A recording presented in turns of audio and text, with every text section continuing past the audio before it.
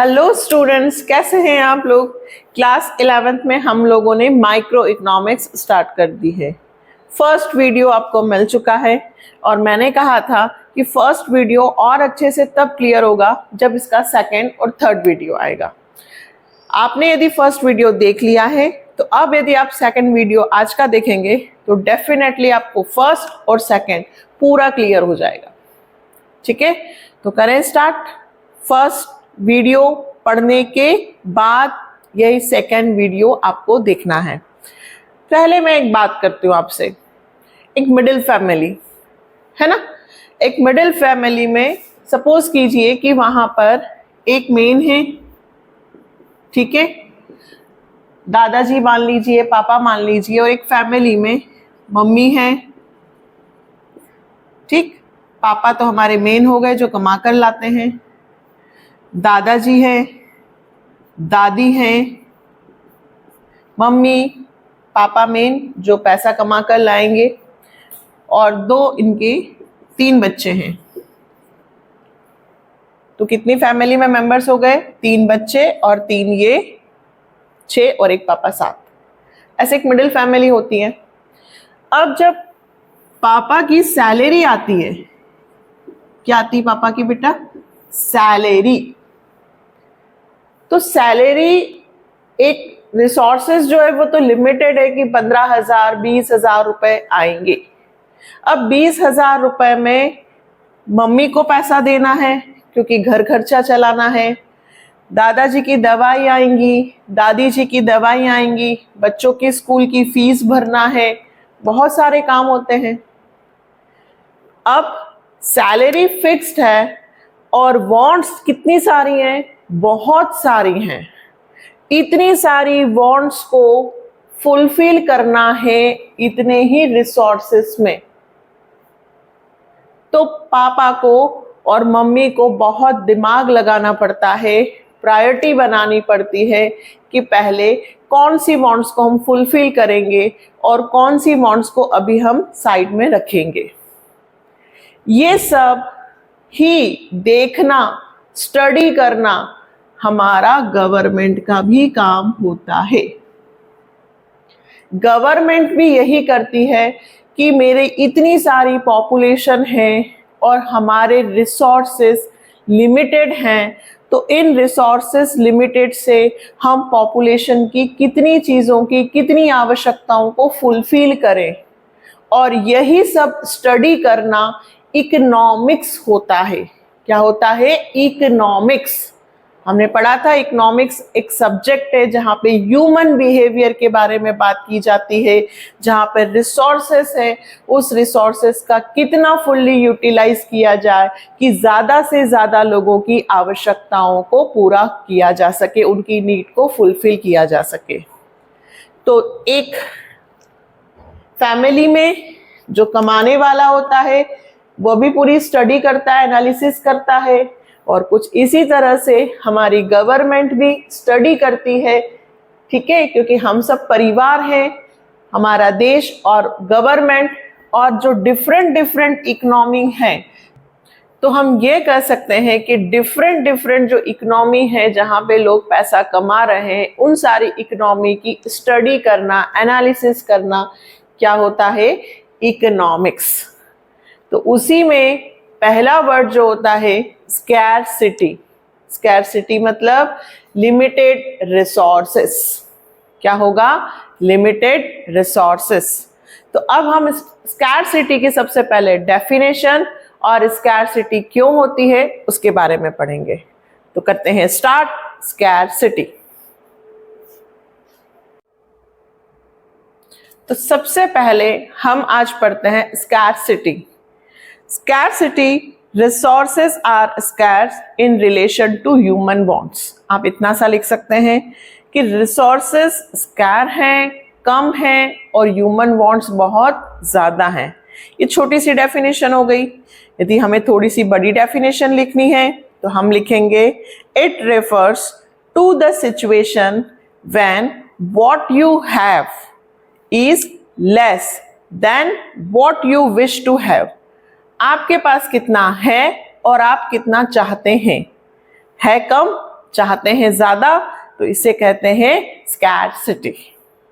एक और डेफिनेशन बोल सकते हैं, scarcity implies a situation when supply of resources is less than the demand for resources। Resources की डिमांड ज्यादा है और रिसोर्सेस कम है, तो इस सिचुएशन को बोलते हैं स्कैर्सिटी। ठीक है, तो हमें क्या करना है, जितने रिसोर्सेस हैं उनका इस तरह से यूज करना कि ज्यादा से ज्यादा ह्यूमन वांट्स फुलफिल हो सके। यही स्टडी करना, एनालिसिस करना क्या होता है, इकोनॉमिक्स। अब एक और बात करते हैं, स्कैर्सिटी की जो प्रॉब्लम है, ठीक है, इसे कहा जाता है economic problem. Main economic problem क्या है, तो हमारा नेक्स्ट टॉपिक होता है इकोनॉमिक प्रॉब्लम। देखो, स्कैर्सिटी जहां भी आएगा वहां एक आर्थिक समस्या तो आएगी। क्या, इकोनॉमिक प्रॉब्लम। इकोनॉमिक प्रॉब्लम क्या होगा, wants of human beings are unlimited. क्या लिखेंगे आप, वॉन्ट्स ऑफ ह्यूमन बींग, मनुष्यों की जो इच्छाएं हैं, चाहते हैं, वो अनलिमिटेड है, but the means of satisfying these wants are scarce. पर इन आवश्यकताओं को पूरा करने के लिए जो रिसोर्सेस हैं वो स्कैर्स हैं। तो इससे क्या होता है, प्रॉब्लम, जिस प्रॉब्लम को हम क्या बोलते हैं, इकोनॉमिक प्रॉब्लम। एक और डेफिनेशन देखते हैं, second, the problem concerning the allocation of the resources to different uses. देखिए, रिसोर्सेस का डिफरेंट यूजेस भी होता है, इसलिए भी स्कैर्सिटी होती है। प्रॉब्लम और प्रॉब्लम ऑफ चॉइस, जैसे कि दूध, सिंपल सी बात करते हैं, दूध से चाय भी बनती है, दूध से पनीर भी बनता है, चीज बनता है, मिठाई बनती है, स्वीट्स बनता है, लस्सी बनती है, मावा बनता है, घी बनता है। मतलब एक प्रोडक्ट, उसके कितने सारे यूजेस हैं, है ना। तो प्रोडक्ट के जब अल्टरनेटिव यूजेस होते हैं तो हमें देखना होता है कि इतना यदि दूध है तो इस दूध से हमें पहले क्या यूज करना है। यदि आपके घर में मान लीजिए दूध शाम को थोड़ा सा ही बचा है और मम्मा ने कहा कि भाई दूध नहीं पीना है, सुबह इसकी चाय बनेगी। शाम को अगर दादी को या दादाजी को टैबलेट लेनी है तो उन्हें दूध की जरूरत है, तो अब ये दो यूज हो गए। अब आप क्या करेंगे, दादाजी को वो दूध देंगे या फिर अगले दिन के लिए रखेंगे, चॉइस। तो टैबलेट लेना ज्यादा जरूरी है, इसलिए हम क्या करेंगे, अभी दादाजी को दूध देंगे और सुबह का जो भी होगा देखेंगे। मतलब रिसोर्सेस, फिर से वही बात, रिसोर्सेस है लिमिटेड और उनके यूजेस भी हैं अल्टरनेटिव। तो कौन सा यूज ज्यादा जरूरी है वो हमें चुनना, सिलेक्ट करना, इकोनॉमिक प्रॉब्लम। इकोनॉमिक प्रॉब्लम के कारण, वही चीज जो मैंने आपको एग्जाम्पल में अभी समझाई, वो बुक में किस तरह से लिखी हुई है। तो 3 कॉजेस हमने बनाए कि इकोनॉमिक प्रॉब्लम के क्या कारण है, आखिर इकोनॉमिक प्रॉब्लम क्यों होती है। फर्स्ट, अनलिमिटेड वांट्स, इच्छाएं असीमित हैं, चाहते, हम जो चाहते हैं, डिमांड वो अनलिमिटेड है। Human wants are unlimited. ये तो आपको चैप्टर फर्स्ट जो है इंट्रोडक्शन माइक्रो इकोनॉमिक्स में हर जगह लिखना है, और यदि कुछ ना समझ में आए तो ये तो लिखना ही लिखना है कि ह्यूमन की वांट्स अनलिमिटेड है। No man can satisfy all his wants fully. ठीक है, कोई भी व्यक्ति पूरी इच्छाओं की संतुष्टि कभी नहीं कर सकता। Wants of all member of the society cannot be fully satisfied at a given time। एक समय पर हम समाज के हर व्यक्ति की हर प्रॉब्लम को, हर इच्छा को पूरा कर दे, ये पॉसिबल नहीं है। तो इकोनॉमिक प्रॉब्लम सबसे पहले क्या है, सबसे पहली प्रॉब्लम है मनुष्यों की इच्छाएं असीमित हैं। Second, limited or scarce resources means ठीक है, वांट्स क्या है, अनलिमिटेड। अब आ रही बात, रिसोर्सेस है limited. Most of the goods and services satisfying human wants are limited or scarce. These goods are called scarce because their demand is greater than their supply. No matter what the price is. मैं आपको first video में भी बताया था कि एक shop पर 10 किताबें हैं और उनको खरीदने वाले 25 हैं, तो मैंने कहा था कि वो अपनी प्राइस को बढ़ा भी सकता है और उसके सामने वहां पे रिसोर्सेस की कमी है, तो वो स्कैर्सिटी है ना, डिमांड ज्यादा है और सप्लाई ऑफ गुड्स कम है। तो इकोनॉमिक प्रॉब्लम के क्या कारण है? सबसे पहले इकोनॉमिक प्रॉब्लम का मेन कारण है वांट्स कैसी हैं, अनलिमिटेड। सेकेंड, रिसोर्सेस कैसे हैं, लिमिटेड। याद हुआ? मैं ये चाहती हूं 11th का हर एक स्टूडेंट वीडियो के साथ देखने के साथ साथ उसको पॉइंट्स, हेडिंग सब याद हो जाए, इसलिए हम यहाँ पर बहुत ज्यादा बड़े वीडियोस भी नहीं बनाएंगे, छोटे छोटे बनाएंगे और छोटे छोटे टॉपिक कंप्लीट करेंगे छोटी छोटी डेफिनेशन से, ताकि आपको याद भी हो जाए। Third, last, alternative uses. सिर्फ रिसोर्सेस कम नहीं है, उन रिसोर्सेस के एक से ज्यादा यूजेस भी हैं। Another cause of economic problem is that our limited resources have alternative uses. जो मैंने मिल्क का बताया था, for instance, milk is scarce commodity. It can be used for preparing cheese, ice cream, rasgulla, और भी आप स्वीट्स बोल सकते हैं, स्वीट्स में रसगुल्ला आ गया, है ना। तो यहाँ पर क्या होगा, हमें चुनना होगा कि जो मिल्क है उसका सबसे पहले का क्या यूज किया जाए। हर एक प्रोडक्ट का अल्टरनेटिव बहुत सारे यूजेस होते हैं, जिसके कारण भी रिसोर्सेस की क्या हो जाती है, कमी। पेट्रोल से गाड़ी भी चलती है, पेट्रोल जनरेटर में भी यूज होता है। तो अब हमारे पास इतना पेट्रोल है तो हम इसका क्या यूज करें, जनरेटर में डालें या फिर गाड़ी चलाएं। तो ये एक प्रॉब्लम क्रिएट करता है, जिस प्रॉब्लम को कहते हैं इकोनॉमिक प्रॉब्लम, आर्थिक समस्या। ठीक है, तो ये जो समस्या उत्पन्न होती है, इस समस्याओं का समाधान भी होता है, इन समस्याओं को दूर करने के उपाय भी होते हैं, वो सब हम आगे धीरे धीरे पढ़ेंगे। फिलहाल हमने पहला टॉपिक पढ़ा स्कैर्सिटी, और स्कैर्सिटी से क्या प्रॉब्लम होती है उसे कहा जाता है इकोनॉमिक प्रॉब्लम। अब बढ़ते हैं थोड़ा सा आगे।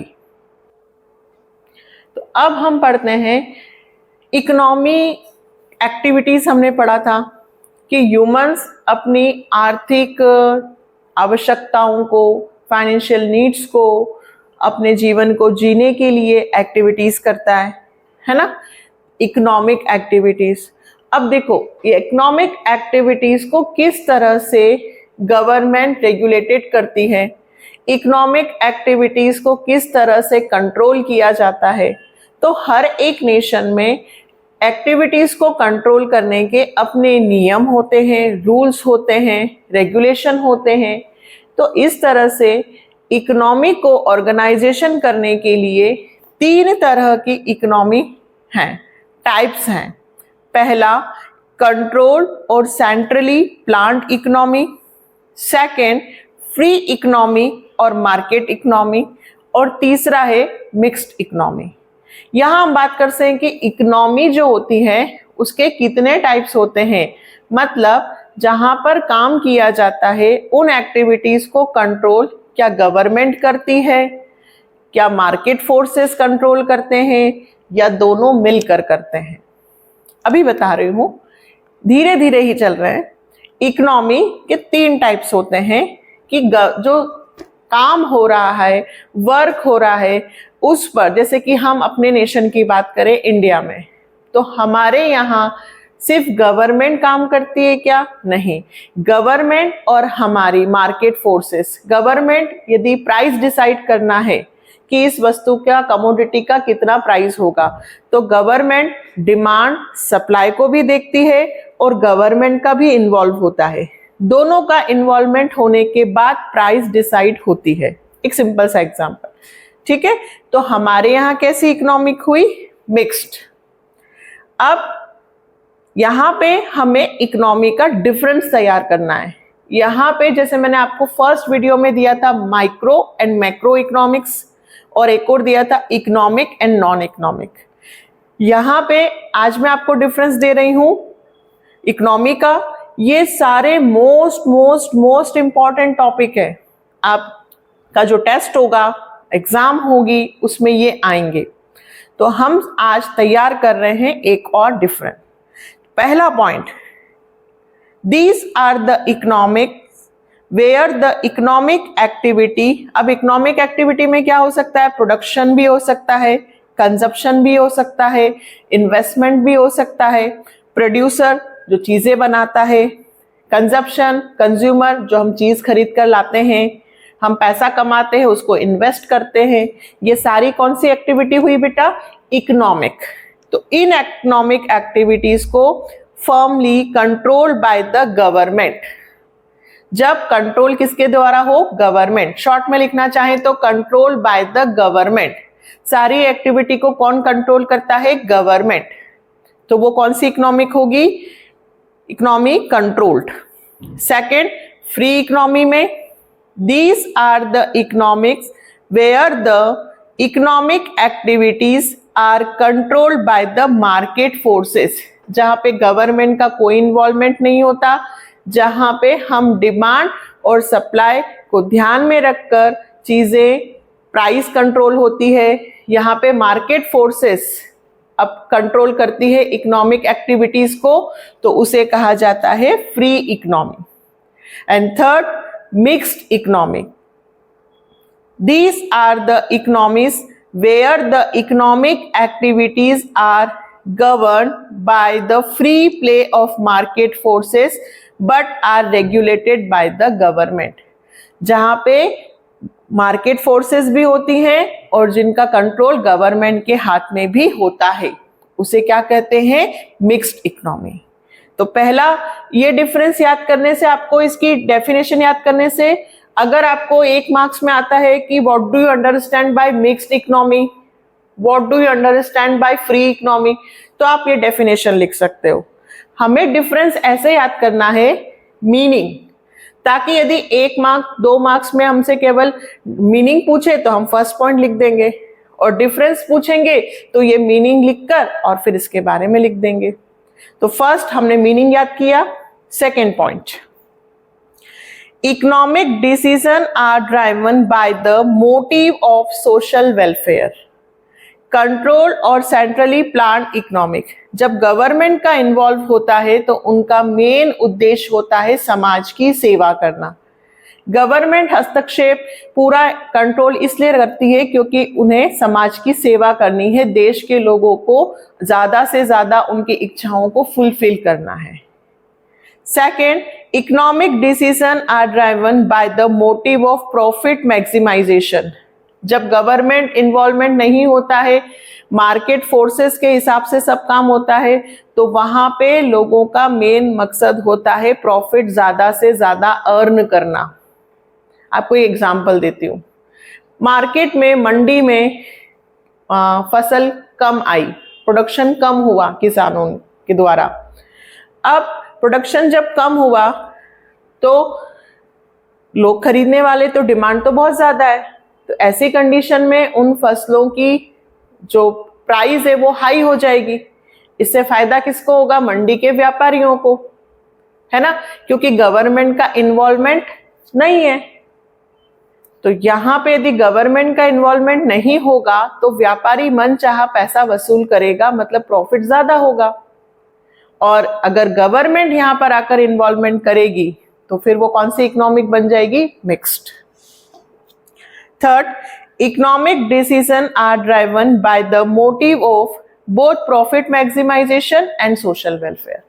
फर्स्ट में सोशल वेलफेयर उद्देश्य है, सेकेंड में प्रॉफिट अर्न करना ज्यादा से ज्यादा, और थर्ड मिक्स्ड इकोनॉमी में प्रॉफिट एंड सोशल वेलफेयर, दोनों हमारे उद्देश्य हैं। ठीक है। थर्ड, यहाँ पे हम कंज्यूमर की बात कर रहे हैं। जब कंट्रोल और सेंट्रली प्लान्ड इकोनॉमी होगा तो वहां पे कंज्यूमर इज नॉट सॉवरेन, मतलब कंज्यूमर को सबसे ऊपर नहीं रखा जाता। हम कस्टमर को कहते हैं ना कि कस्टमर भगवान है, कंज्यूमर्स के बारे में सोचना, सबसे ऊपर कंज्यूमर को रखना। तो फ्री और प्लान्ड इकोनॉमी सोशल वेलफेयर की बात करती है, तो सरकार कंज्यूमर के पॉइंट ऑफ व्यू से नहीं देखती है, यहाँ पे कंज्यूमर को सबसे ऊपर नहीं रखा जाता। फ्री और इकोनॉमी में हमें प्रॉफिट ज्यादा से ज्यादा अर्न करना है, तो यहाँ पे ये कंज्यूमर्स के बारे में बात करते हैं, तो यहाँ पे कंज्यूमर को सबसे ऊपर रखते हैं, तो the consumer is sovereign. And third में मिक्स्ड इकोनॉमी है, तो यहाँ पर भी हम लिखेंगे द कंज्यूमर इज सॉवरेन, मतलब यहाँ पर भी कंज्यूमर्स को सबसे ऊपर रखा जाता है। Fourth point, most resources are controlled और ओन्ड बाय द गवर्नमेंट। यहाँ पे सब चीजें गवर्नमेंट के हाथ में होती है, सारे रिसोर्सेस का पूरा फुली कंट्रोल ज्यादा से ज्यादा किसके पास होता है? गवर्नमेंट के पास।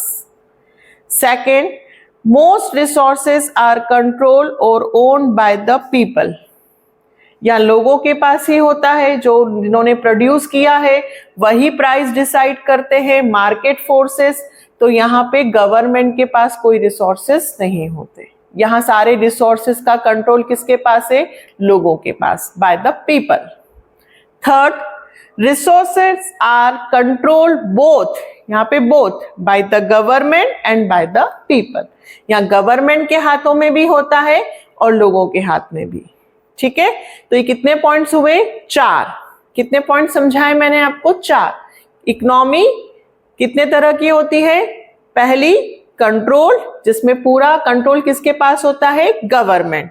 दूसरा, जिसमें गवर्नमेंट नहीं बल्कि मार्केट फोर्सेस, लोगों के द्वारा कंट्रोल होता है।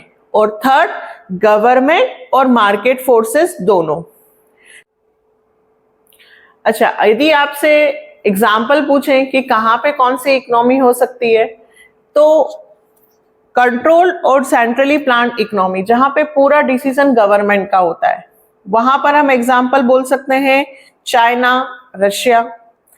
फ्री इकोनॉमी और मार्केट इकोनॉमी, जहां पे हम यूएसए, यूके, यहाँ पे ये पूरी तरह से कौन सी इकोनॉमी होती है? फ्री। और थर्ड, तो मैंने आपको स्टार्टिंग से बताया, मिक्स्ड इकोनॉमी, हमारे यहाँ गवर्नमेंट और मार्केट फोर्सेस दोनों मिलकर रिसोर्सेस को और एक्टिविटीज को कंट्रोल करती है। तो हमारे यहाँ का एग्जाम्पल क्या हुआ? इंडिया। मिक्स्ड इकोनॉमी कहाँ होती है? इंडिया में। तो इस तरह से आप अपना ये 5th एग्जाम्पल बना सकते हैं। ठीक है, डिफरेंस बना सकते हैं। तो हमने अभी तक क्या क्या देख लिया?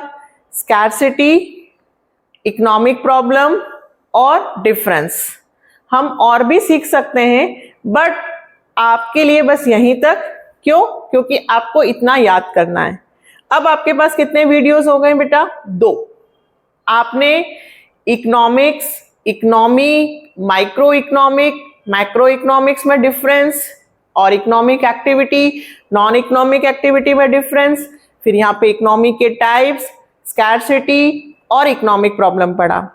यहां तक आप याद करना अच्छे से। थर्ड वीडियो में हम सेंट्रल प्रॉब्लम और पीपीसी पढ़ेंगे। फिर इन तीनों वीडियोस के एमसीक्यूज करेंगे, क्योंकि एमसीक्यूज आप लोगों को 20 मार्क्स के आते हैं। तो तीनों वीडियोस को अच्छे से कंप्लीट करने के बाद हम पढ़ेंगे एमसीक्यूज। इसलिए छोटे छोटे वीडियोस हम आपको दे रहे हैं ताकि आप इतना इतना याद कर लें। जरूरी नहीं है कि आप इसी में से जो मैंने लिखा है आप वही याद करें। आप आपकी कोई सी भी बुक जो आप रेफर करते हो उसमें से ये टॉपिक याद कर सकते हो, और तैयारी करना है क्योंकि एमसीक्यूज का टेस्ट होने वाला है आप लोगों का।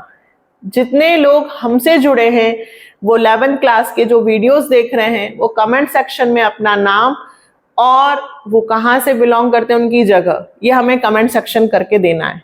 इससे हम एमसीक्यूज का जब आपका टेस्ट लेंगे तो अपन देखेंगे कि किसके कितने मार्क्स आए। सब होगा। आप दोनों वीडियोस अभी अच्छे से याद कर लीजिए, फर्स्ट एंड सेकंड। मिलते हैं थर्ड वीडियो के साथ। Like, subscribe and share. Bye.